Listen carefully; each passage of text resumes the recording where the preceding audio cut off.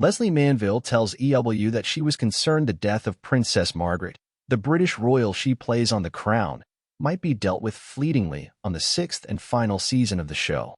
The actress had reason to be worried.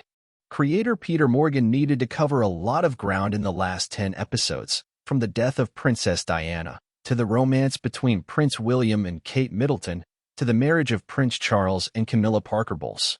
In the end, Manville was delighted to discover that Morgan had given over an entire episode, titled Ritz, to the final days of Margaret, who passed away in 2002 after a series of strokes. "I was really thrilled," says Manville, an Oscar nominee for her role in 2017's Phantom Thread. "I knew that the series would deal with Margaret's death, of course, but it could have been fleeting. The Crown has a lot of characters. As the family grew, you kind of thought, well, how much airspace am I gonna get? To have that whole episode, well, I was hungry for it. I can't deny that. I was very hungry to have a good episode that would really be putting the microscope on Margaret." Manville was also pleased to discover that the episode would further explore the relationship between Margaret and the Queen, played by Imelda Staunton. The actress says it was an absolute bonus that, at the heart of it, it was not just her stroke, the life that she can no longer have, but the wonderful relationship that she had with her sister. "Imelda and I are very old friends, and we do love each other dearly, and so all of that was bubbling away underneath.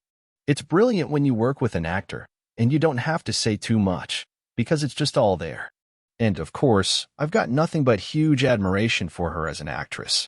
It was the highlight of the whole series for me, unquestionably." Prior to shooting the episode, Manville visited with people who had suffered strokes and learned that everyone's stroke is a bit different from the next person's. Some of them had quite mild strokes, and they talked about how it affected their speech, but then their speech recovered. Then I sadly met people who had really catastrophic strokes. That was a different ball game altogether. Ultimately, I had to fulfill the writing and make it so that the audience could understand what I was saying. So it was a delicate balance. While Manville's Margaret becomes reduced physically through the episode, she maintains a sense of humor, declaring at one point that she would rather die than do exercise. I know, she was fabulous to the last, wasn't she?" Manville says with a laugh. "I can forgive anybody a lot of things if they've got that twinkle and spark of dry ironic humor. I'm sure she was in many other ways a difficult woman, but boy oh boy, you'd quite like spending an evening with her because it would just be great fun." The sequences featuring Manville are intercut with footage set in 1945 on Victory in Europe Day. These sequences find young versions of Margaret and Elizabeth, played by Bo Gadsden and Viola Priddijon, sneaking away to celebrate by dancing at London Hotel the Ritz. The actress says she found the back and forth between different timelines to be lovely. "I thought it was a really good, dramatic device, because it explained why Margaret's got this obsession with the Ritz and going to the Ritz for her birthday, because of that evening when they were young." Manville will soon be seen in a very different project, director Sam Taylor Johnson's Amy Winehouse biopic Back to Black, out May 10th, in which she plays the grandmother of Marissa Abella's late singer.